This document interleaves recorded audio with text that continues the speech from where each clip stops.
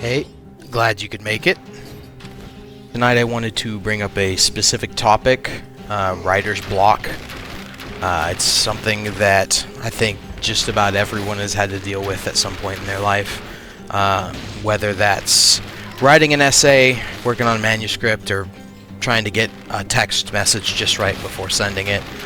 Whatever the case, just about all of us have some sort of experience with writer's block. And so I kind of wanted to talk about my experience with that and just advice here and there. So one of the questions that comes to mind when talking about writer's block is how do you categorize it? What is it exactly? And there are as many variations of writer's block as there are people writing, so it can be very difficult to categorize it. And then with that question comes like, how can it be beaten? How do you get past writer's block? If we don't know the exact cause of it, and that seems to be the crux of the problem for most people is fixing it, like a cure-all for a disease, when that's just not how it works. It's going to come down to each person having their own way of solving it. It's just like how every person has their writing style. Everyone has their way to get past writer's block, and not everyone has a developed way yet. So with all the variations of writer's block out there, it's usually easier to figure out what gets you past it, case by case, depending on your specific, version of writer's block. Like, what exactly is it that you're finding difficult about moving forward with whatever you're writing, right? Common types of writer's block that come to mind for me, at least. One is a wall, and one is a fog, or no ideas and too many ideas. No ideas is obvious. You have no ideas on how to move forward with something. There's a wall there. It's impossible to climb the wall. You can't get around the wall without the right tools, and to be able to get the right tools. I mean, sometimes you gotta go take a walk, go outside, do some free writing, read something unrelated, find some way to take the pressure off, because a lot of the time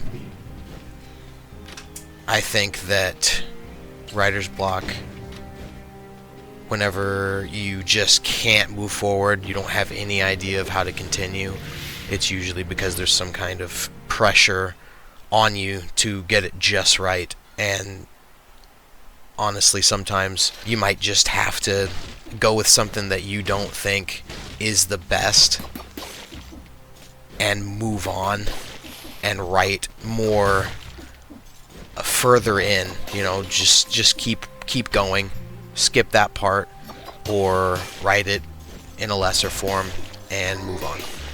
Because if there's a wall there, you have no ideas, you might come up with the ideas later on, as you figure out what comes next, rather than just kind of sitting on your character's in the city, but you're not really sure what you want them to do in the city.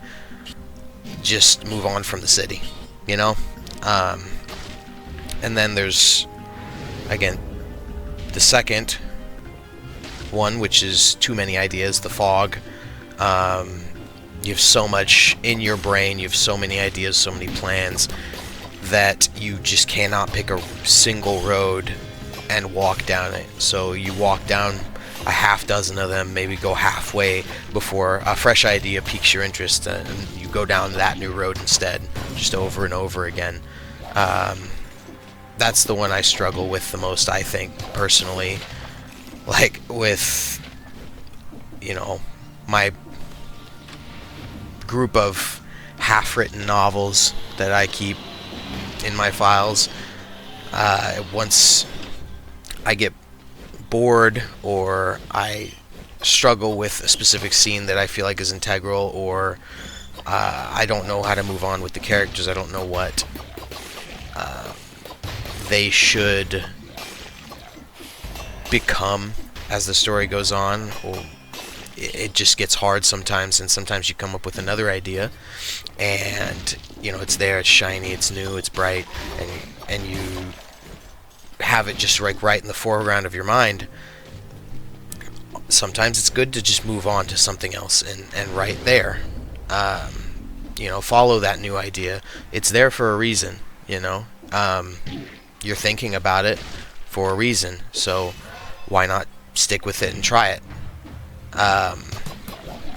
There is a lot of that in my writing where I'm stuck, and I have like 4 other ideas that I am thinking about at the same time. I'm like, you know what, let me go ahead and just try this other one for a bit and see if that sticks a bit better. And that's kind of coming from like the perfectionism trap, like people getting stuck in place because it needs to be perfect. It's never finished because it isn't ready. I mean, you can't get stuck, because if you get stuck in place worrying about every flaw, worrying about every sentence not being just right, you're never going to finish, and you're never going to have the actual product that you're trying to put out, whether it's something that you're going to sell, whether it's something that you want to impress your teacher with, your professor. Eventually you got to put it out. Otherwise, I mean, if you're writing just for yourself, right? I've met some people that they don't specifically write to sell their book. They don't specifically write that essay. Maybe you just want to keep it for yourself. It's a passion project. It's something you find fun, and that's fine. That's totally fine if you want to do that. But even then, you owe it to yourself to finish that piece of writing, that work, and put a cap on it in some way, because otherwise, I mean, I personally never feel like I've fully accomplished what I set out to do. And a lot of the time, if you're not feeling accomplished in what you're doing, if you're not feeling good and right about the product that you're creating, the finished work, eventually you're going to get burnt out. I mean, you're going to get creatively burnt out, and you're going to have a hard time continuing, with just like the same thing over and over again of start, stop halfway, start, stop halfway. I mean, it starts to suck after a while, and so that's kind of the hardest part, I think, about trying to get past writer's block specifically, is just creative burnout. I mean, that you get tired of it.